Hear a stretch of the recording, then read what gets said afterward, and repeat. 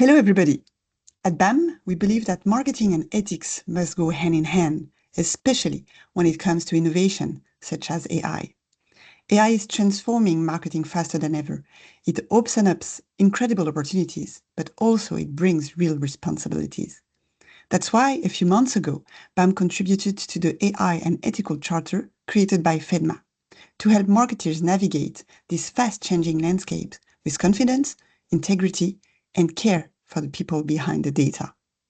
In this webinar, we invited Karine Ysebrant, a passionate voice in ethical marketing and part of the BAM think tank Ethics. She will guide us through what the Charter means, why it matters, and how it can be applied in daily practices to give you, as a marketeer, the tools that you need. Because this is not just about the rules, it's about building trust, making smart choices, and shaping the future where marketing stays human and meaningful. Let's dive in, and we hope you enjoy it. Now let's move on to our second guest, José Fernandez. You know him, CMO and Chief Customer Experience at D'Ieteren Group. And unsurprisingly, José chose to focus on two themes that are particularly close to his heart and deeply relevant to our charter, which are transparency and sustainability. Transparency builds trust. Sustainability ensures positive impact over time. So together, they remind us that ethical marketing isn't just about what we do today, it's about the legacy we create for tomorrow.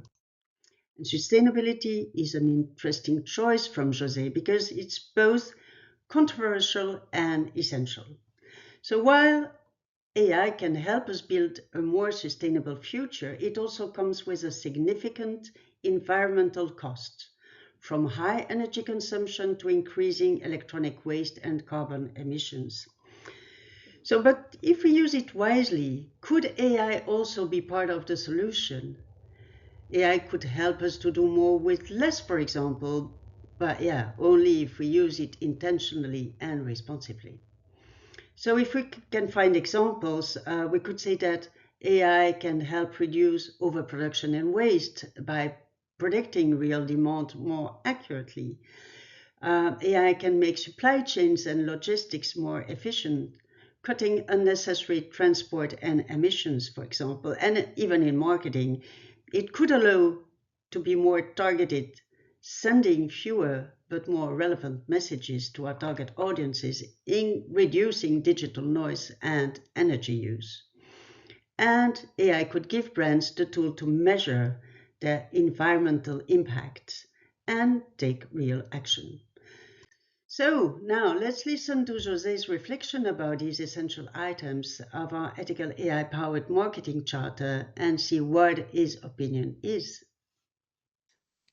Hi, Karine. Thank you very much for having me in these sessions. I'm very glad to be able to share a little bit about those topics regarding the impact on AI on society at large, not only for the marketing purpose, but also society at large. I think everyone is using today AI one or the other way, sometimes without knowing it.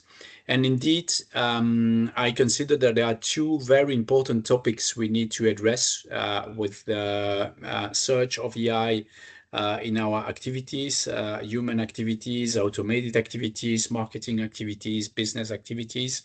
The first one, as you said, is the impact on privacy of everything which is related to AI and how we secure in Europe. And we know that at this very moment, there are a lot of changes appearing in the marketing community because the most powerful technology platforms are changing their mind regarding certain topics in terms of customer protection.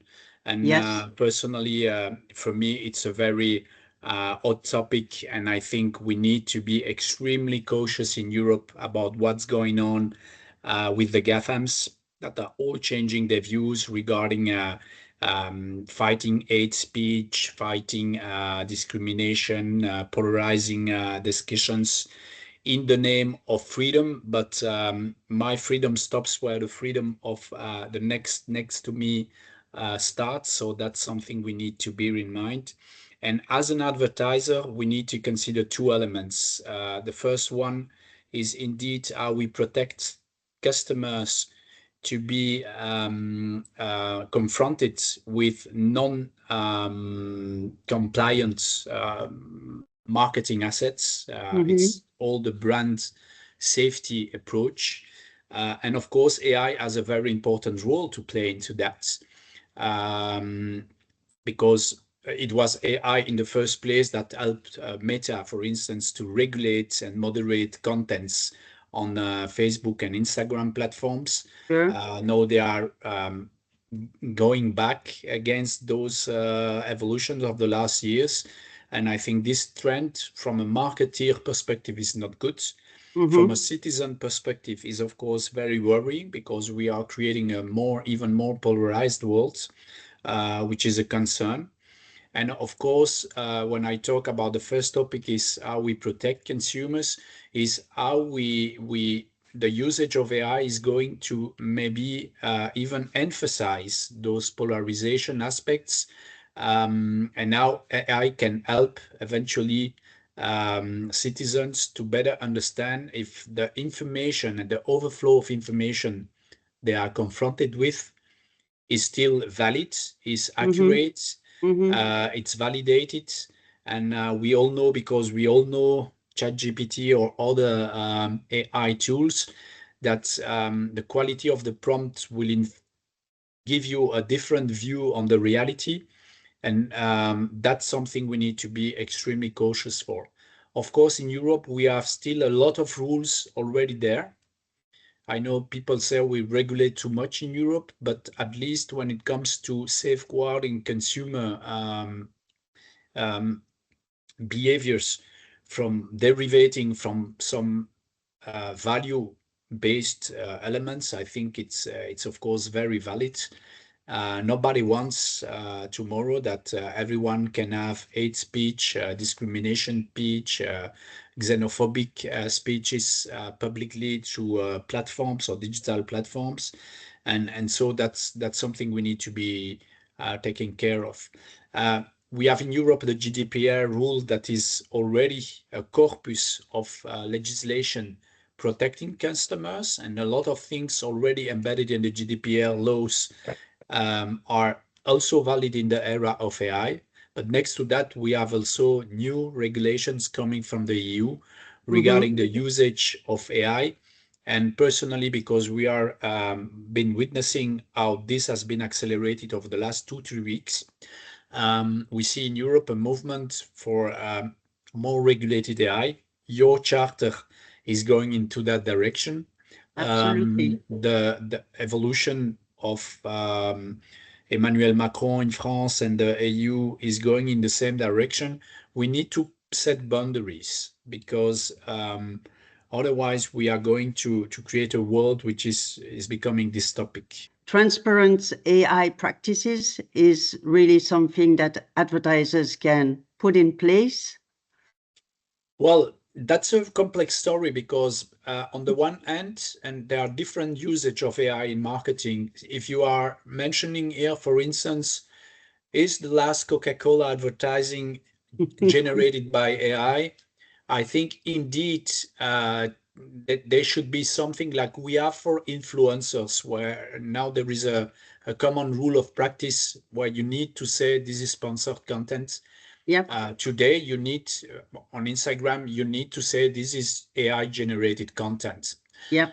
Why? Because next to this generative AI approach, we have also the difficulty of IP and intellectual property elements that could, I know it's a very hot topic for agencies at the moment and for advertisers. We use AI, but how can we avoid to be confronted with an IP issue? Because the AI is generating new assets based on what they know, and what they know is already existing assets.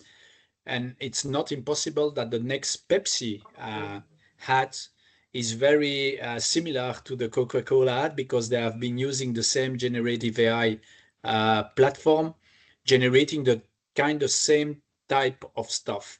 So that's a first topic regarding the usage of AI for generating creative assets.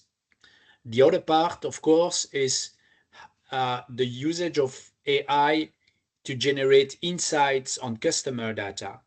And there, of course, the consumer doesn't see that. He doesn't see if I'm targeting you because out of my AI prompted analysis, I know that Karine Ysebrant is a good customer for my car brands. You will not know that, but you will be confronted probably with an offer, probably personalized, etc., etc. There, I think we need to keep some balance between saying everything to the customer and saying, Karine, what you are going to see is based on the usage of your data, and keeping at least a certain level of freedom to perform those analyses. On the other side, and I get back to the security of data for the consumers, you will allow me or not in under the GDPR framework to use your data to profile my offers. If you say no, I'm not entitled to use anything from your data to do that. But if you say yes, I think it's not up to the consumer to say, you can use my data, but I don't want this data to be used in a AI environment, because actually it, before AI, we were using other type of tools, and nobody was questioning from a consumer point of view, what tool are you using to extrapolate insights on profiles, for instance. We just ask you the permission to use your data for profiling. And if you agree on that, well, we just say what we do with your data. We are going to use this data to profile you and give you a more personalized offering. The purpose should be clear, but the way we go there for the consumer is maybe less important. And how you communicate all those rules, all those tools we are going to use for consumer is still a question mark. I think the good thing of the charter is that it provides a framework where everyone can comply with and give some elements regarding ethics. For instance, you also mentioned in the charter, and safeguarding the purpose of using AI. It's not for everything, so that's a good point. The other point, Karine, we discussed, and which is for me a growing concern lately, I should say, is indeed the impact on sustainability. Yes. As we mentioned, because, well, I read somewhere that a ChatGPT prompt used the equivalent of an half liter of water for the cooling of the servers. It is commonly said that a ChatGPT request use 10 times more energy than a Google request. That's the theory, because a Google request is also using AI. Indeed. Everyone More is and more. forgetting that Google started with its Gemini project in 2016, and most of the searches we're doing on Google today, they are AI based. But regarding sustainability, and then I make the link, of course, with my sector of activity in the automotive. At D'Ieteren, our mission is to provide seamless and sustainable mobility for everyone. And when we mean sustainable, is because we have a strong vision on how we want to decarbonize the mobility sector. 21% of the CO2 emissions in Belgium are due to, and in Europe is more or less the same percentage, by the way, are due to transport, public transport, and transport of individual, and trucks and cars, of course. And so we are part of the problem. So we need to be part of the solution. But obviously, in terms of research and scientific research, AI could help minimizing the way algorithms should be using AI, so energy. We have seen the last weeks with the arrival of DeepSeek that there was a major element saying DeepSeek is using far less energy than ChatGPT is doing. So maybe we can learn something about it. And there are other companies like Mistral in France that are looking at providing all the energy they need for the queries from green energy, and they locate the data centers in France. So, or in the Nordics, but it stays in Europe with green energy provided on those countries. So there is an evolution. Of course, we know that there will be an exponential need for energy in the years to come, because technology is growing, but also because mankind is evolving, and the more we are evolved, the more energy we need. So that will be a concern for the next generation, how we keep producing sufficient energy. And that's also one of the reasons we need to get rid of fossil fuels. We will not be there anymore, Karine, when this will happen. Oh, José. But no, I think You're maybe too it's pessimistic. no, but I think No, you're fusion right. energy will happen because I believe there will be a way to produce that maybe in 100 years. So I wish you to live still 100 years, but it becomes I don't quite know. long. Quite long. Is there still one point that you want to make No, about well, transparency or about the well, charter in general? I just wanted to underline again and thank you for the initiative with the FEDMA behind it to put this on the table, because there is no real framework today regarding AI. It's not shared by the marketing industry. There is a lot of talks about AI. Still this week, I was in a session with some colleagues at the UBR regarding what is going on there in terms of impact on marketing. So it's clearly the hot topic of the moment. If you look at there are some surveys that are regularly done by the marketing community regarding what keeps CMOs awake at night. Yeah. 3 years ago, it was clearly sustainability, and then we had D&I that came there in between. Since last year, it's very clear. AI is topic number one. AI. And also in my objectives for my teams, for instance, AI is one of the 3 major topics they need to tackle. So I think it's a very good initiative to put a framework regarding the ethics around it, because otherwise it becomes a little bit the Far West. So thank you for this initiative. I think it's a good one, and I hope it will be recognized as a standard in the market and be supported like this. Well, that's what we hope too. Thank you, José.